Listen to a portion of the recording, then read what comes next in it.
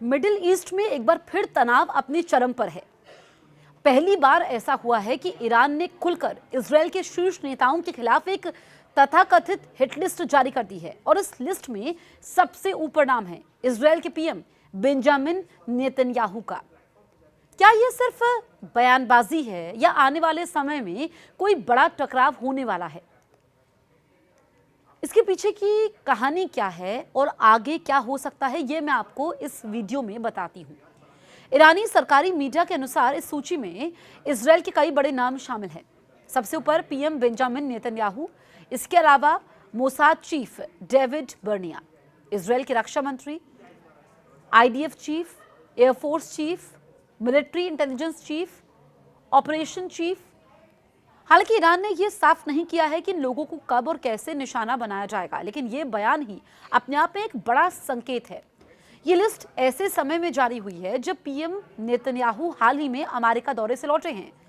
उन्होंने white house में America के राष्ट्रपति ट्रंप से मुलाकात की। मुलाकात के बाद ट्रंप ने कहा कि अमेरिका ईरान से बातचीत की कोशिश करेगा।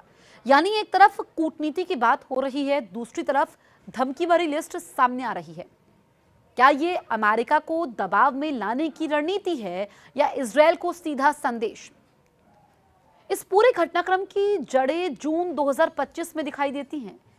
इजरायल ने ईरान के खिलाफ एक बड़ा सैन्य अभियान शुरू किया जिसे राइजिंग लॉयन नाम दिया गया। इस ऑपरेशन का उद्देश्य था ईरान के परमाणु कार्यक्रम को कमजोर करना। इजरायल ने दावा किया कि उसने ईरान के कई परमाणु वैज्ञानिकों और शीर्ष सैन्य अधिकारियों को निशाना बनाया। जिन प्रमुख अधिकारियों की मौत की खबर आई उनमें शामिल थे IRGC प्रमुख हुसैन सलामी, ईरान सशस्त्र बलों के chief of staff Mohammad Bagheri, IRGC air force chief Amir Ali Hajizadeh. इन घटनाओं के बाद से ही ईरान बदले की बात करता रहा है, लेकिन इस तरह सार्वजनिक हिट लिस्ट जारी करना एक नया और गंभीर कदम माना जा सकता है।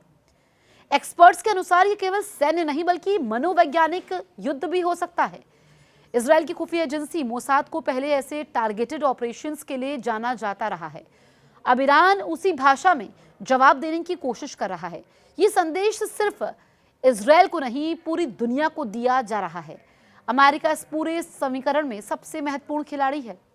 अगर अमेरिका और ईरान के बीच बातचीत आगे बढ़ती है तो क्या ये लिस्ट सिर्फ दबाव की रणनीति है, या फिर अगर बातचीत विफल होती है तो क्या मिडिल ईस्ट एक बड़े संघर्ष की ओर बढ़ेगा? 3 संभावनाएं हो सकती हैं। यह सिर्फ राजनीतिक बयानबाजी साबित हो, छुपे हुए साइबर या खुफिया ऑपरेशन शुरू हो, या फिर खुला सैन्य टकराव। मिडिल ईस्ट पहले ही कई संघर्षों से गुजर चुका है। ऐसे में कोई भी नई चिंगारी बड़ा रूप ले सकती है। पहली बार ईरान ने इजरायल के शीर्ष नेताओं के खिलाफ इस तरह की सार्वजनिक सूची जारी की है। यह कदम संकेत देता है कि दोनों देशों के बीच टकराव अब सिर्फ पर्दे के पीछे नहीं रह गया है। तो मिडिल ईस्ट में एक बार फिर तनाव अपने चरम पर है, क्योंकि पहली बार ईरान ने खुलकर इजरायल के शीर्ष नेताओं के खिलाफ हिट लिस्ट जारी कर दी है। इस हिट लिस्ट में सबसे ऊपर नाम है इजरायल के पीएम नेतन्याहू का। बेंजामिन नेतन्याहू टारगेट पर है। आने वाले समय में कोई बड़ा टकराव हो सकता है। असर इसका क्या होगा? जो ये हिट लिस्ट तैयार की गई है, इसमें बेंजामिन नेतन्याहू के अलावा और कौन कौन लोग शामिल हैं, इस वीडियो के जरिए आपने जाना।